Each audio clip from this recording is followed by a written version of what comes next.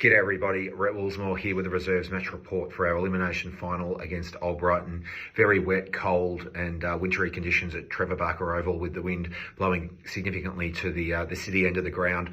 We won the toss, kicked with it and obviously very keen to jump out of the blocks. Was really happy with our first quarter. We went in at quarter time, 3-5 to no score.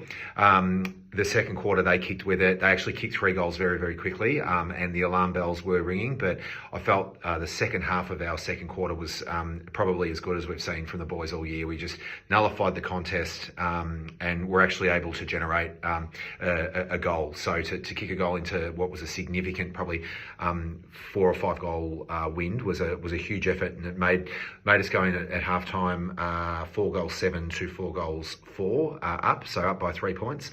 Went out in the third quarter. We knew that we had to cash in with the wind and take advantage of the opportunity, and couldn't have been any more pleased with the way in which the boys were able to do that. We kicked 5-1, so really accurate kicking with a tricky breeze, and obviously held them scoreless. So we're in a really good spot.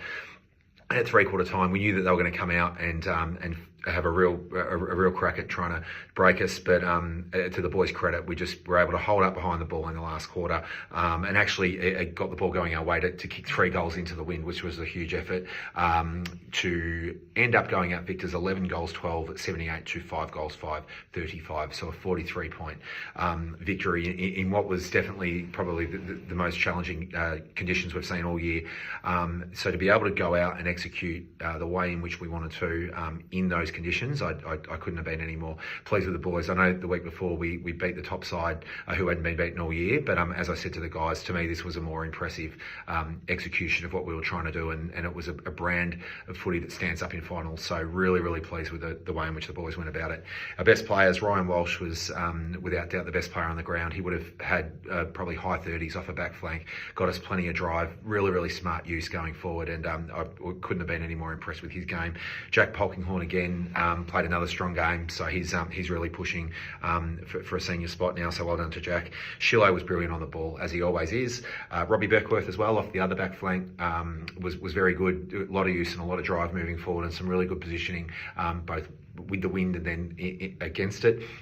I thought Charlie Jackson was great. He overcome a pretty significant knock early to his ribs, but just fought his way through that and had a real impact on the result. And I thought Jappy was good as well, just using his pace out on the far wing. So having said that, it was a real even contribution across the board, and one that you need in finals. You can't afford to have any weak links, and we most definitely didn't do that. So well done to the boys. We now march on into a preliminary final against St Kevin's this week. They have beaten us both times this year. However, we do have a very different looking team, but for what we'll be putting out on the park next Saturday. So yeah, look, we know it'll be another very hard-fought contest, but we will give our all and make sure that we leave no stone unturned. Thanks a lot.